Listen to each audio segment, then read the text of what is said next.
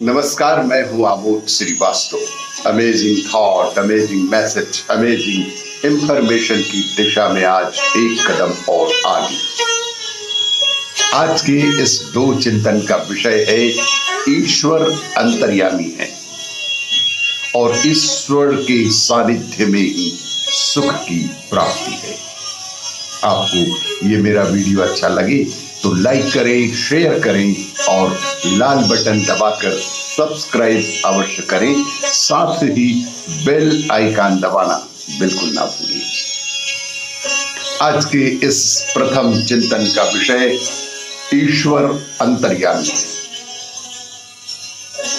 ईश्वर अंतर्यामी है, वह सब कुछ जानता है कि आपको क्या आवश्यकता है, आपको क्या दुख है, वह सर्वज्ञ ही तो है। उससे कुछ मांगने की आवश्यकता ही नहीं है। पात्रता के आधार पर सब कुछ मिलेगा।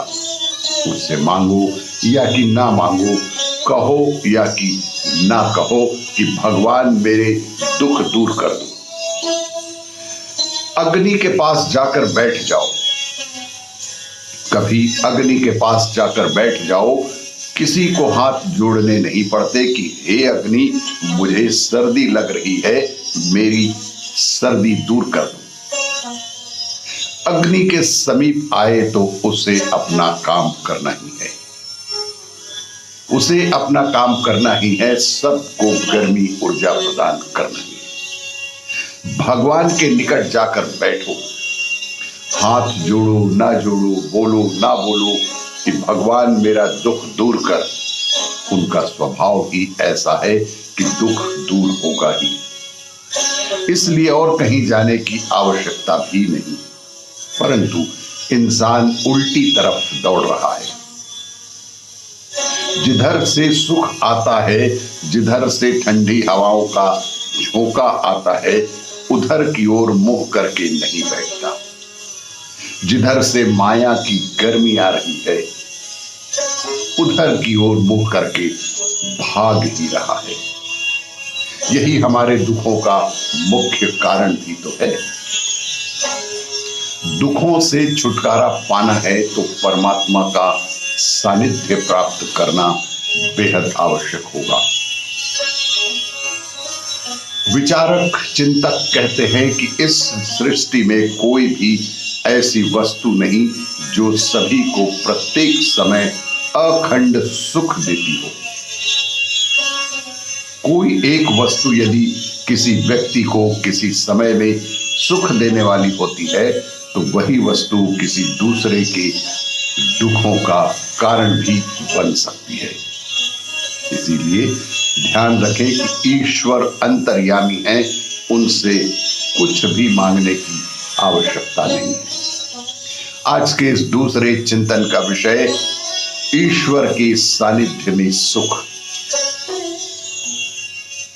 सांसारिक व्यक्ति संसार के भौतिक पदार्थों में ही सुख ढूंढता है, परंतु यह बात उसके संज्ञान में नहीं आती कि सुख भौतिक पदार्थों में नहीं बल्कि परमात्मा का सामीप्य प्राप्त करने में ही है।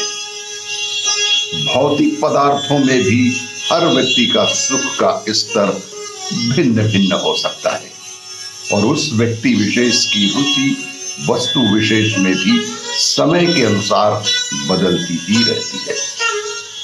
जैसे कोई वस्त्र शीतकाल में सुख कारक होते हैं, जैसे कोई वस्त्र शीतकाल में सुख कारक होते हैं तो वही वस्त्र गर्मियों में पीड़ा देने वाले भी बन जाते हैं।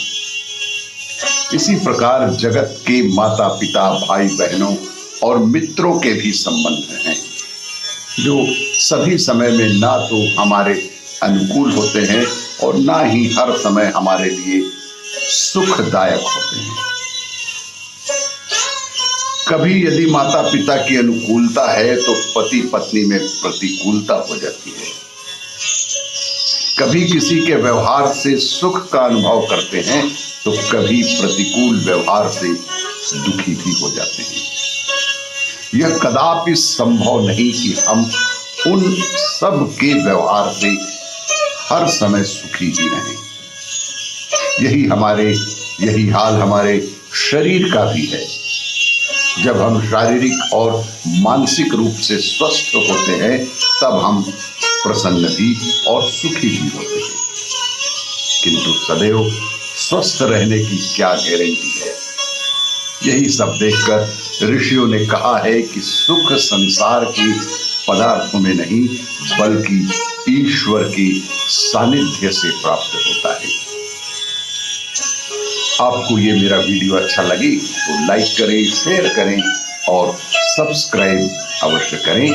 धन्यवाद।